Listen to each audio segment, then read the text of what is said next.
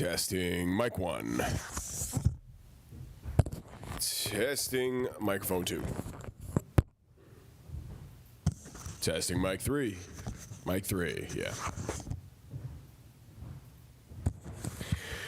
Microphone 4, Judge mic 4. Testing Judge mic 5. There we go. Testing Judge mic 6. And Judge microphone 7.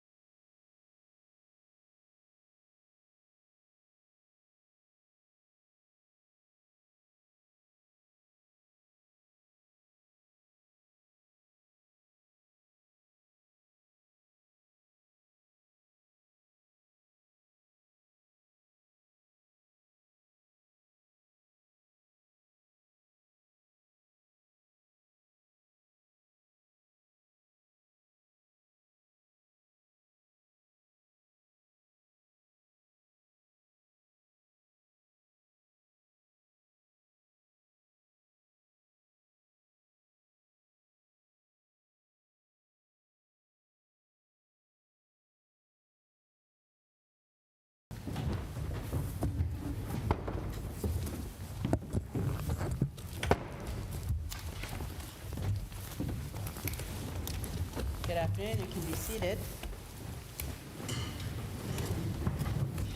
The matter before the court is Washington 25-276, State of Maine versus Nakoma Polches, or Polch, I'm not sure. I see counsel are present. We are being streamed on the web, both by audio and by video. I would ask counsel, before we begin the argument, to identify yourselves for the record, saying your name together with the party you represent, starting with the appellant. Good afternoon. I'm Rory McNamara for the appellant, Nakoma Polches. Good afternoon. Paige Bibas, representing the state of Maine. Thank you. And Attorney McNamara, if you're ready to proceed, we'd be happy to hear your argument here this afternoon. Thank you. May it please the court? And I'd note that you let the green light go right away. I have, yes. If we think that the admission of the CAC interview meets the criteria that we have indicated is necessary to meet, and if we think that and I know you don't agree with this proposition, but if we think that the remote testimony by the victim also meets the statutory criteria and the confrontation clause, do we analyze them separately, or do they have to be analyzed together? In other words, the cumulative effect of the two different statutes, both of which have a laudable goal of protecting young victims. Right. The confrontation clause in this context has at least two I'm prongs. sorry, I couldn't hear you. Oh, I'm sorry. Let me move this up a little bit. See if that'll be better. And I may be going deaf, I don't know. I may be going hoarse. In this context, the confrontation clause has two prongs. One of them is the findings of necessity that we're not really contesting in this appeal.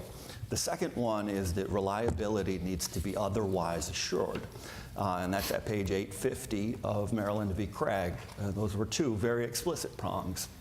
And that is where we get that sense that there are considerations in the aggregate here that need to be taken. And there are really, frankly, a laundry list of reasons why reliability was not otherwise assured in a way that really distinguishes our case from Maryland v. Craig. Number one simply is that the complainant never identified my client and never laid eyes on him. Well, let me stop you here for a minute, Yes. though. Is reliability in Maryland versus Craig really how strong or reliable the particular evidence is, or is it the reliability of the procedures and the framework, if you will, that is set up to ensure, the testimony may not be very strong, it may all the other things, but that it is being presented in a essentially reliable way? It's a fair question that I don't think I actually know the answer to, but I do think that it's really two sides of the same coin. The procedures to ensure reliability or what is missing here, consequently, I'm not sure that this evidence is reliable. But if the procedures are in place, Yeah. but the victim's testimony has flaws, I mean, you're attacking here, when you say the reliability, you say her testimony is unreliable, she didn't identify the defendant in court, there's no corroboration, trial court didn't conduct an inquiry regarding truthfulness of her answers. Basically, all very focused on the particular witness here, but not the infrastructure that was set up for her to testify. Do you get the distinction there? In some sense, maybe I get the distinction, but what was missing here is not being in the courtroom, not even seeing the CAC video or saying that she remembered why she's going, let alone saying that she endorses all of it. So that could have been remedied by the procedures, I suppose. Well, that brings up an interesting question. So with the admission of the CAC, putting aside the issue of the remote testimony, obviously that's conditioned on the being able to cross-examine the child witness. Do you think that that requires that the child also view, if you will, the video so that that cross-examination can be effective? If the child doesn't view, how do you cross-examine the child on something they didn't watch? Right, and they don't know anything about and don't remember why they conducted it. I do think that that's an important part of the confrontation analysis.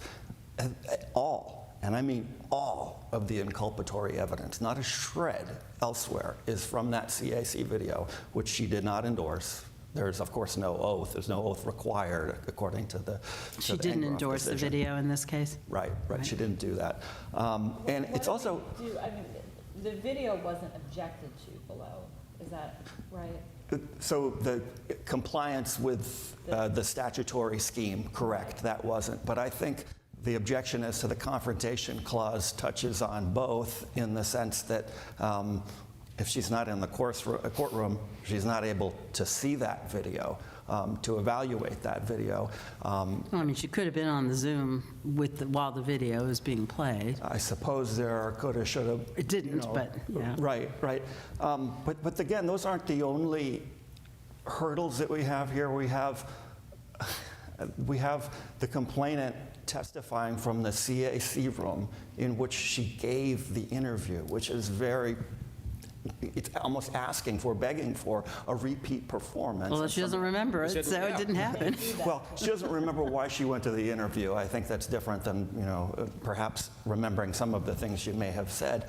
But she looked to the VWA, who's her own privileged advocate, at least twice during the testimony. But the court corrected that. There was a point that came up where it looked as if she was referring to the VWA to get some guidance as to how to respond, and the court interjected, did it not? I still think there is a priming. There's I'm here. You should say what you said before and what we know, and I'm your victim and your privilege. Imagine, despite the presumption of innocence, can we imagine a criminal defendant who has been falsely accused being allowed to testify from his attorney's office, or have a video taken by the PI a year earlier? So the presence at the CAC is required by the statute, right? That's the Right, delineated. by the statute. So you're saying the statute violates Maryland versus Craig? I said that prong of it That is, part of it? is not, I'm not sure that per se in every case it necessarily would, but here that is a strike against the reliability of this case, of the testing that happened. And really, when I know this is the state Supreme Court, so it'd be very nice to have a nice clean black letter holding, but I think it's sufficient in cases to say that all of these circumstances combined, and you could tick off the ones that you're concerned about, are not sufficient to ensure reliability, and that perhaps tipped it over. Ultimately, what we're talking about here in this case is an evidentiary ruling to allow this evidence to occur outside the courtroom. And of course, we know that in some sense, judges always have discretion to do that. I think it just tipped over here. There are so many circumstances that... So you don't deny that there could be a scenario where remote testimony would be okay? Or maybe you do. You're not saying never ever? I don't think he doesn't like it, but I don't have to in this case. I don't think that's, and it's been accepted. It's been accepted by, that's what Maryland v. Craig says, right? That in circumstances, again, by a 5-4 basis, Right. in much different than we have here. Can I ask you just on one sort of separate point here, not to take you too far off the topic, but I think one of your points was here that under subsection 3, the exception, it doesn't apply if positive identification of the defendant is required. Right. And obviously, in a criminal trial, you need to identify that the defendant is in fact the one who did this. And although she didn't say, you're the one, it was Uncle Nakoma, everybody, the other testimony, the other facts came in that, this guy is him, he comes to the house, and connected it up otherwise. So it was not required of this particular witness to point him out when she had identified him by name, family relationship, frequency at the house, and the other witnesses corroborated that. Am I missing something there? The defense was a failure of proof across the board. And oftentimes, and particularly when you have a young victim, the defense is who has some knowledge, maybe that in a precocious manner that a child wouldn't have of sexual activities. the defendant who's been falsely accused does not know where that knowledge comes from.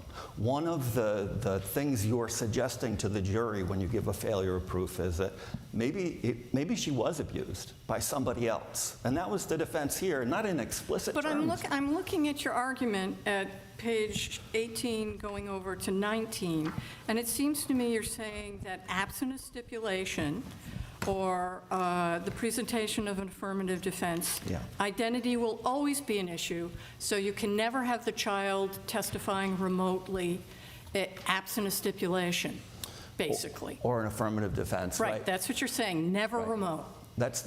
So that's the holding from this court, which is presumed to be known by the legislature who enacted that Well, language. that's not the holding from this court in Donovan about remote testimony. They do say that does.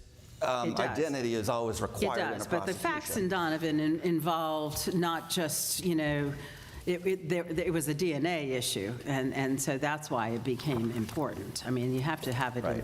in the facts of the case. Although I do think that there's no way to say, if we take a step back, that identity is I not understand. required. Well, let me ask you this. Are you claiming that the defendant in this case was not sufficiently identified as the perpetrator in order to sustain the conviction? For a sufficiency of the evidence claim? No. Okay, well, if there's sufficient evidence to identify the defendant as the perpetrator, then how is there a violation of Section 3? Because it says, the statute, sub 3 says, when positive identification is required, not And when. obviously it must mean required by the victim, because otherwise it wouldn't have any meaning there, right? No, I don't think so. And in fact, so statutes elsewhere, as I mentioned. So let's in the say brief- we have a child who's blindfolded, doesn't know who assaulted her, Yeah. but somebody else actually did see who it was. The way that statute is written, that's correct. She needs to be in the room. She would need to be in the room. That makes no sense, though, because she can't identify him anyway. Well, that statute, the way I think you are suggesting is a possible alternative to the way I'm reading it, would allow the state to say, well, it's not required because the defendant is in the room and we know that the defendant is the name, at least, of who this Sure. individual has alleged. There are cases, however, where the actual identity of the perpetrator, lineup cases, et cetera, is a significant issue. And obviously, Right. this, it seems like this would certainly apply in those situations. And let me follow up. I think Justice Lopez was about to say, in order to read the statute the way you want to read it, you have to say positive identification of the defendant by the victim is required, but it doesn't say by the victim. That was one of my questions. Okay. I have another as well, but. It doesn't say by the victim correctly. It says across the board, it's required. Right. And that language and that silence is different from statutes elsewhere that allow for two things to happen. The child elsewhere can testify, if I may finish this, You may. Your Honor, outside remotely, and also briefly come into the room to identify the client. That's not the defendant. That's not what we have here. Thank you. Thank you.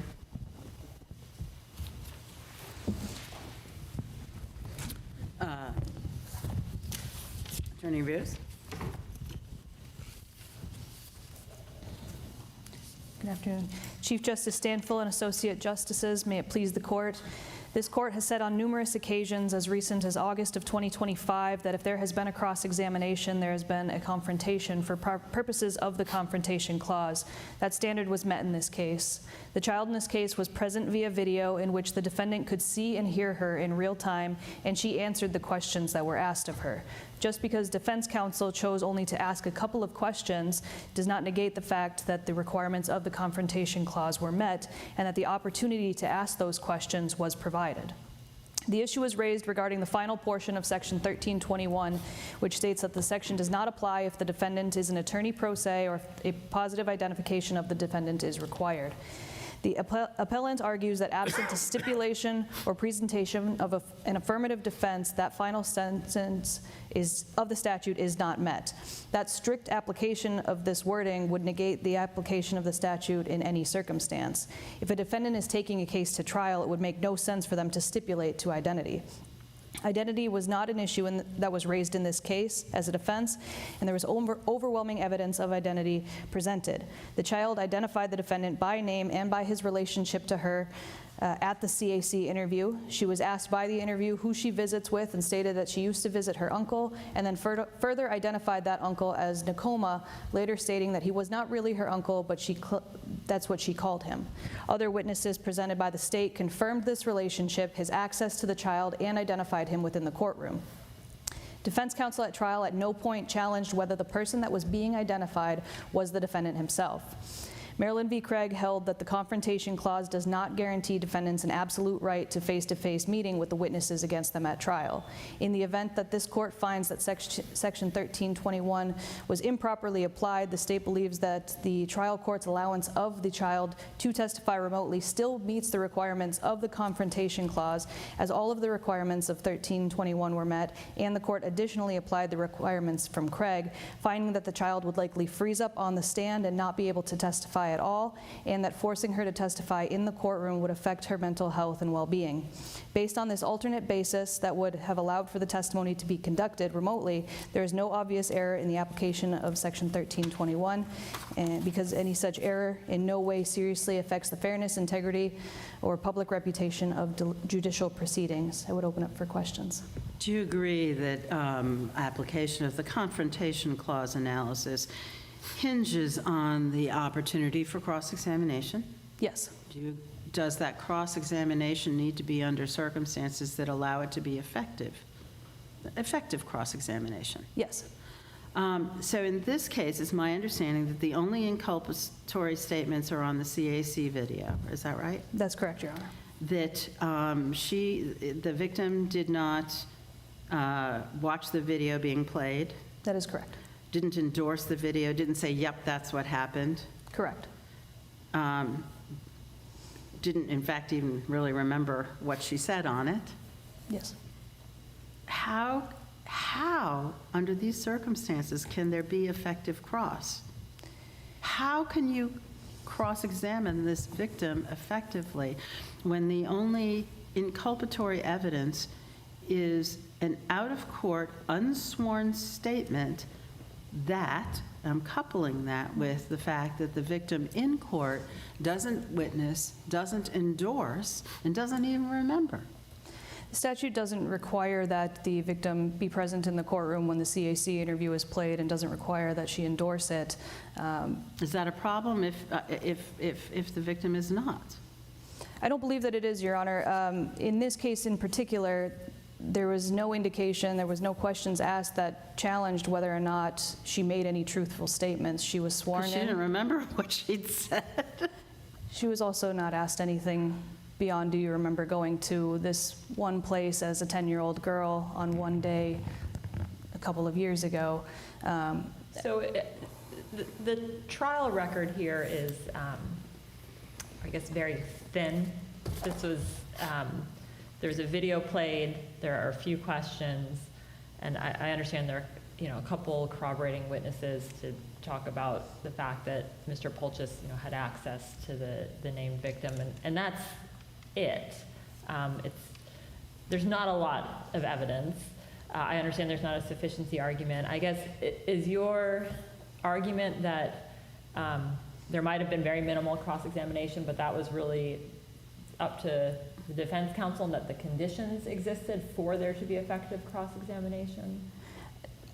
The law doesn't require that the state hand the defense on a silver platter a witness that's going to answer the questions and answer any questions in a way that they want. It just says they have to be available. And in this situation, she was. It was real time. There was no lag in any video or anything. But how is there evidence that is appropriate evidence in this case if the victim doesn't endorse? I mean, I understand, the purpose obviously is to try to have, avoid the multiple examinations that children undergo, to use a statement, frankly, made, closer in time, and hopefully with a neutral examiner, all these good protections, right? But I guess I would have thought that needed to be conditioned on, once we get to court, that the victim says, yes, that's what happened. So we don't make you repeat it all. But otherwise, all that is sustaining this conviction is an unsworn, untested statement from out of court. I understand that argument, and looking back, there are probably things that could have been done slightly differently in this case. But again, this isn't a sufficiency argument, and this would Sounds like a great question for cross of the child. So do you endorse this or don't you? So just because they didn't ask the question doesn't mean there's no effective cross, does it? I agree. I think there was every opportunity for there to be an effective cross, and in this circumstance, the defense attorney chose only to How ask a can couple of somebody- questions. How can, and maybe we don't know because the questions weren't asked, but how could she be expected to endorse it when she hasn't seen it and says she doesn't remember going before and And isn't it- giving? What is she endorsing then? Right, and isn't it up to the state to put that in?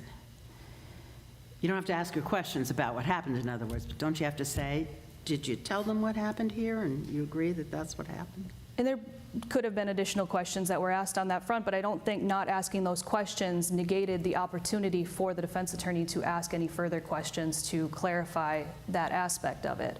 The CAC interview itself was admitted without objection, that the requirements And is that were where met. it basically comes down to, in other words, even if I think probably you really have to do with these other things, there's no objection, there's no argument to the sufficiency of the evidence, and so it's waived at this point? I would say yes. I think that because there was no objection to that, all of the requirements were met, there was a satisfactory record made that all of the elements of that statute were met. I think that anything beyond that, defense counsel had the opportunity to ask questions on cross-examination and chose to only ask a couple of questions that did not help their case.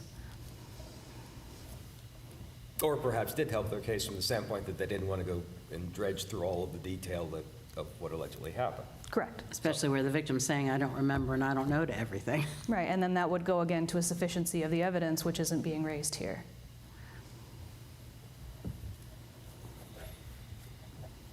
There don't appear to be additional questions.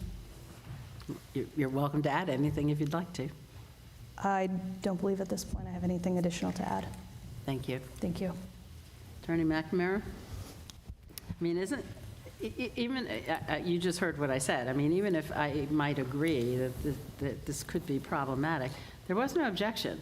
No To objection the to- admission of the CAC video, or the fact that the victim was not asked to endorse it, didn't see it. There was I a mean, confrontation clause objection, and it, There as was. the proponent But that's of the really a evidence- sufficiency issue, isn't it? In other words, whether there's sufficient appropriate evidence to support. Well, if I have failed by not making a sufficiency argument, I hope the court will say so. Otherwise, I'm committing, ineffective assistance of counsel. Well, I you will weren't say trial it's- counsel, I it's- will say that.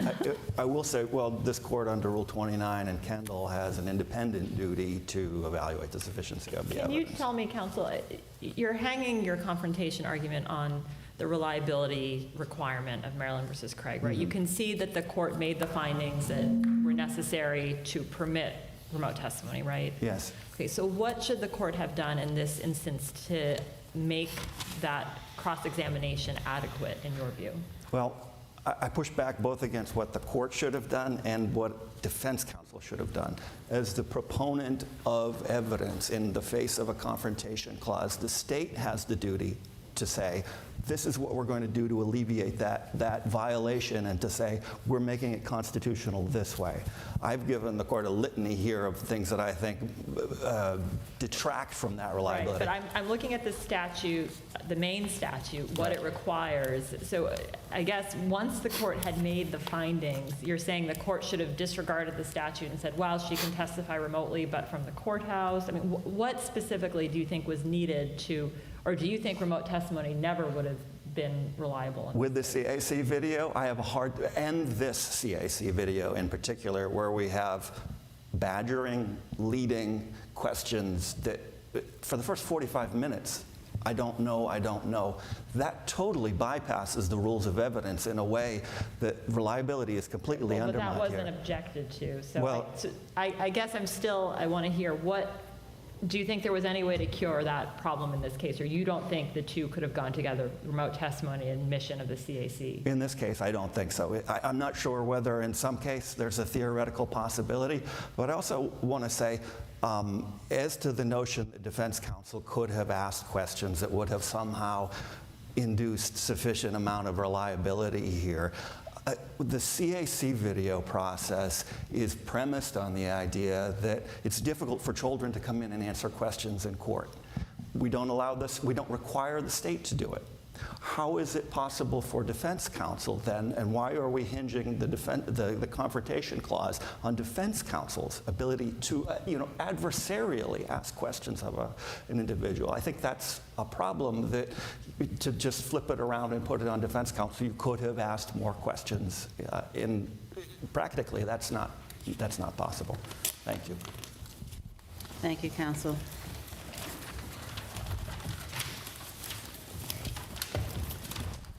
All right. Thank you for the argument here this afternoon. As is our usual practice, we will be taking the matter under advisement and issuing a written decision in due course. It is, however, our custom, when somebody appears in front of this court for the first time, to invite counsel back into our chambers area to take the greetings of the court, and we would invite counsel to do so today.